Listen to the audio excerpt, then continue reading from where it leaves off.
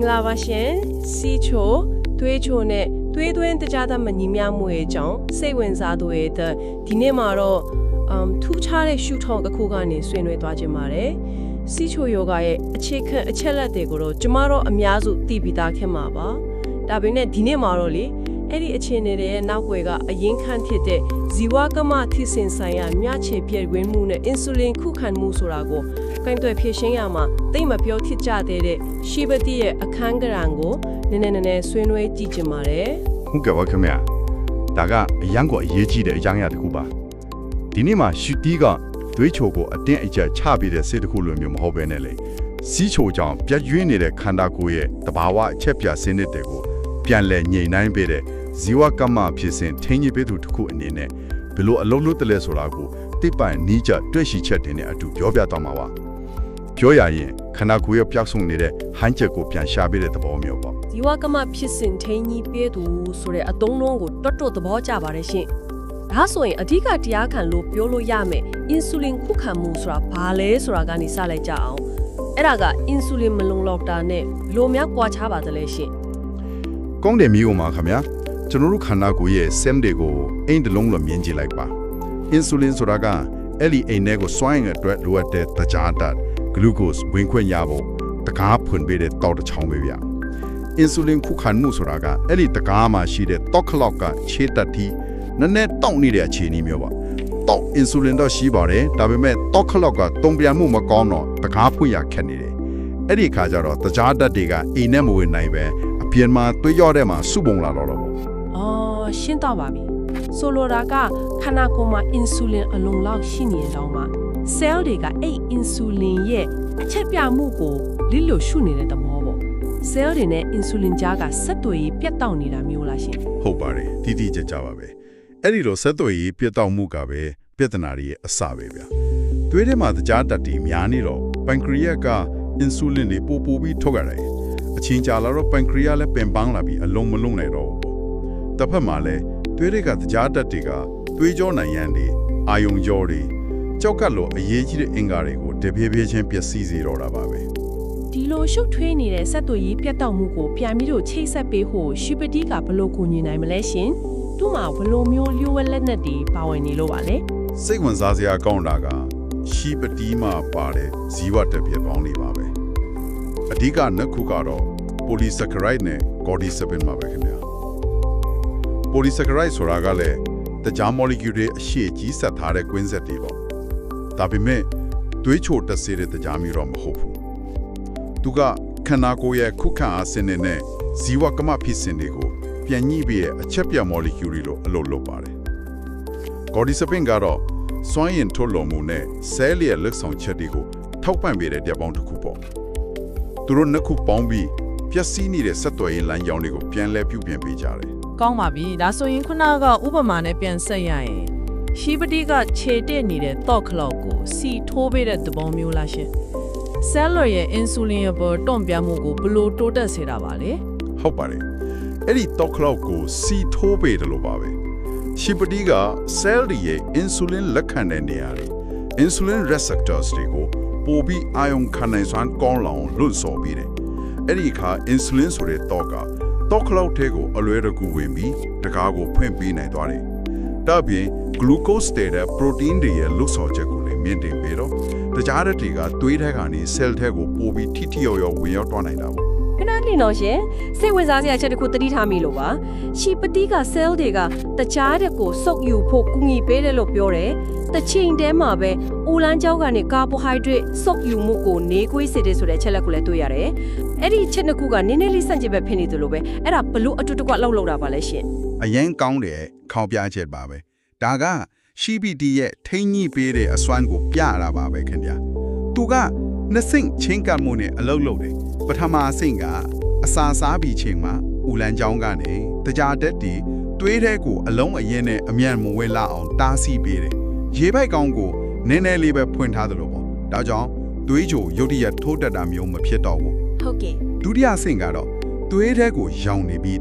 တကြားတက်တီကိုဆဲလ်တွေကထိထိရောက်ရောက်သုံးဆွဲနိုင်အောင်ကူညီပေးတာပါဆိုလိုတာက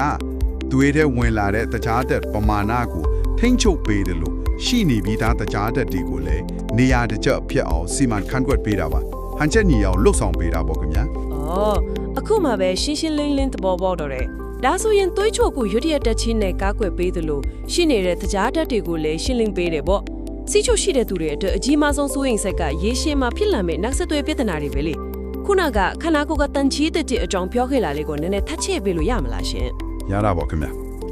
သွေးထဲမှာတကြားတက်တွေအချင်းကြာမြင့်စွာများနေတာက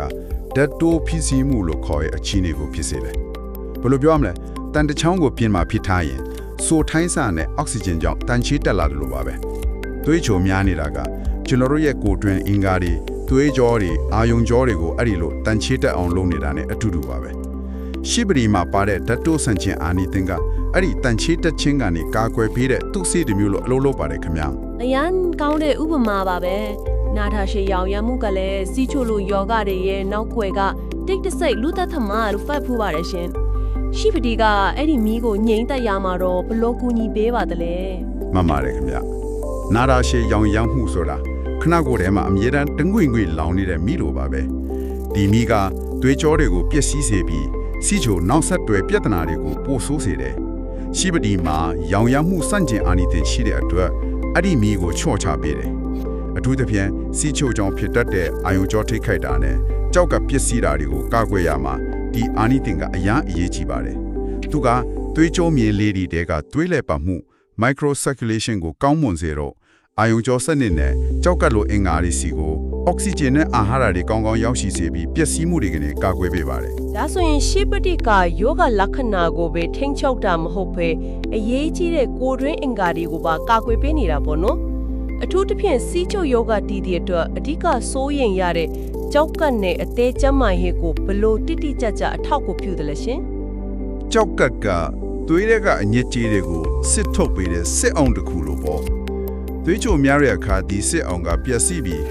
အရေးကြီးတဲ့ protein ဓာတ်တွေစီးရဲကိုယူဆင့်ထွက်သွားတတ်တယ်ဒါကို proteinuria လို့ခေါ်ပါတယ်ရှိပတိကဒီလို protein ယူဆင့်မှုကို short ချပြီး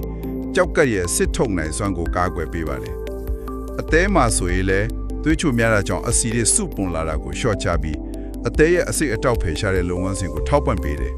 ဆိုတော့သွေးချိုမြင့်မားမှုရဲ့ဖိအားအောင်မှာဒီအင်္ဂါတွေရဲ့ခန္ဓာရည်ကိုပိုကောင်းစေတာပေါ့ကောင်းပါပြီကျမတို့ခုထိဆဲလက်စင်အင်္ဂါအဆက်မှာဘယ်လိုအလုပ်လုပ်လဲဆွေးနွေးပြီးသွားပြီဒါတွေအလုံးကဇီဝကပ်မှာကျန်းမာရေးဆိုတဲ့ခေါင်းစဉ်အောင်မှာရှိနေတာဆိုတော့ကိုလေးကျင်အကြောင်းကိုမေးချင်ပါတယ်ရှင်ကိုလေးကျင်အထူးသဖြင့်ဘိုင်မှာစုနေတဲ့အဆီနဲ့အင်ဆူလင်ခုခံမှုကြားဆက်ဆံမှုကိုရှင်းပြပေးပါဦးခန္ဓာကိုယ်မှာအဆီပိုတွေအထူးသဖြင့်ကိုယ်တွင်းအင်္ဂါတွေမှာကပ်ညီနေတဲ့အဆီ visceral fats တွေက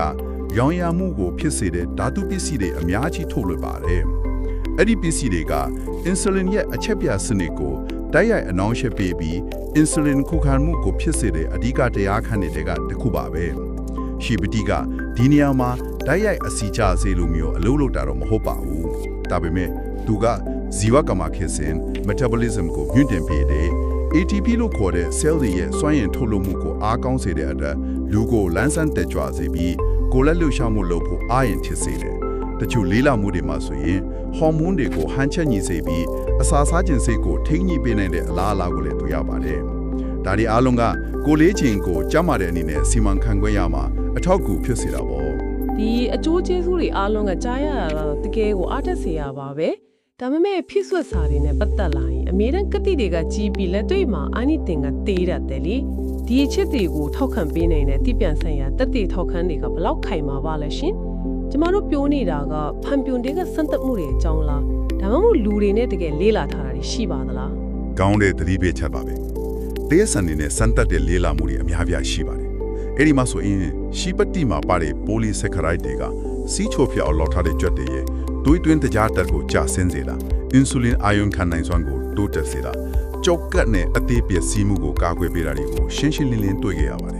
လူတွေနဲ့စံတက်တဲ့လေးလာမှုတွေလည်းရှိပါတယ်ခင်ဗျာဥပမာအမျိုးအစားတွေစီချိုယောဂတီတွေကိုရှိပတိကိုတစ်လကနေ3လအထိတောက်တုံးစေပြီးနောက်မှာသူတို့ရဲ့အစာမစားခင်သွေးချိုပမာဏရောအစာစားပြီးနှစ်နာရီအကြာသွေးချိုပမာဏရောတိတိတကတာတိုးတက်လာတာကိုတွေ့ရှိခဲ့ပါတယ်စိတ်ဝင်စားစရာကသွေးချိုတင်မကပဲကိုလက်စထရိုပမာဏပါကျဆင်းသွားတာကိုတွေ့ရတယ်ဒါကခုနကျွန်တော်တို့ပြောခဲ့တဲ့သူကဇီဝကမ္မထီစင်တစ်ခုလုံးကိုထိမ့်ညှိပေးသူဆိုတဲ့အချက်ကိုပို့ပြီးခိုင်မာစေတာပေါ့ဒ ဒါဆိုရင်ဒီအချက်လက်တွေကိုစိတ်ဝင်စားတဲ့နားထောင်သူတယောက်အတွက်လက်တွေမှာဘယ်လိုစဉ်းစားသုံးသပ်နိုင်မလဲရှင်ပညာပေးအနေနဲ့ဘယ်လိုလမ်းညွှန်ချက်တွေမျှဝေပေးနိုင်မှာမလဲ ရေဘူးရအဖြစ်လေးလာမှုတွေမှာအသုံးပြုပမာဏကိုအခြေခံပြီးပြောရရင်ဒီနေ့ကိုရှိပတိမှု1 gram ကနေ3 gram ဒါမှမဟုတ်အစီအနှစ်ဆိုရင်တော့1000 mg ကနေ1500 mg ကို2ချိန်3ချိန်ခွဲပြီးတောက်သုံးလေးရှိပါတယ်အစာစားပြီးချိန်သွေးချိုတတာကိုထိန်းညှိဖို့ရည်ရွယ်ခြင်းနဲ့ဆိုရင်တော့အစာတွေသူတောက်သုံးတာကအကျိုးတက်မှုပိုကောင်းနေပါတယ်ခင်ဗျာ အထူးသတိပြုရမယ့်အချက်တွေကတော့ဘာတွေဖြစ်မလဲရှင်ဒါဟာအရာအရေးကြီးမယ်လို့ထင်ပါတယ် အနီးကစောင့်ကြည့်ဖို့လိုအပ်ပါတယ်။ဘာကြောင့်လဲဆိုတော့ရှိပတိကလည်းသွေးချိုကိုထိန်းညှိပေးတဲ့အာနီတန်ရှိနေတဲ့အတွက်ဆေးတံပေါင်းလိုက်တဲ့အခါသွေးရင်းတရားတဲ့ရဲနဲတော့တာမျိုး hypoglycemia ဖြစ်နိုင်ခြေရှိလို့ပေါ့။ဒါကြောင့်ကိုယ်တဘောနဲ့ကိုဆေးပမာဏကိုပြောင်းလဲတာမျိုးလုံးဝမလုပ်သင့်ပါဘူး။နောက်တစ်ခုကဒါဆေးကုသမှုကိုအစားထိုးတာလုံးဝမဟုတ်ဘူးဆိုတာကိုအမြဲတတိယဖို့အရေးကြီးပါတယ်။သူကကြားမွားတဲ့စားတော့မှုပုံစံပုံမှန်လိကျင့်ခံဆရာဝန်ညွှန်ကြားတဲ့ဆေးဝါးတွေနဲ့အတူတွဲဖက်ပြီးအသုံးပြုရမယ်ဖြစ်ဆွဲအားဖြင့်မှုတစ်ခုသာဖြစ်ပါတယ်ခင်ဗျာ ထိကလိုက်တဲ့အချက်ကရှိပတိဟာတွေးချိုကိုကြအောင်လုပ်ပေးတဲ့ဖြစ်ဆွတ်စာတစ်ခုဆိုတာထက်ပိုရဲဆိုတာပါပဲသူကခန္ဓာကိုယ်ရဲ့ပြည့်ရွေးနေတဲ့တဘာဝဟန်ချက်နဲ့စစ်သွယ်ရေး system တွေကိုပြန်လည်ထိန်းညှိပေးတဲ့အရာတစ်ခုလိုမြင်မိပါပဲသူနဲ့ထုခွေရတဲ့ပြုပြင်မှုမျိုးမဟုတ်ပဲနာရီတစ်လုံးကိုချိန်ညှိထလို့တိမ်မွေးတဲ့ညှိနှိုင်းမှုတစ်ခုနဲ့ပို့တူပါတယ်ရှင် ဟုတ်ပါတယ်ခင်ဗျာစီချိုယောဂကိုစီမန်ခန့်ခွဲတယ်ဆိုတာရေရှည်ခရီးတစ်ခုပါဒီလိုတဘာဝအထောက်အကူပစ္စည်းတွေကဘလို့အလုံးလုံးတယ်ဆိုတာကိုနားရထားခြင်းအောက်ထင်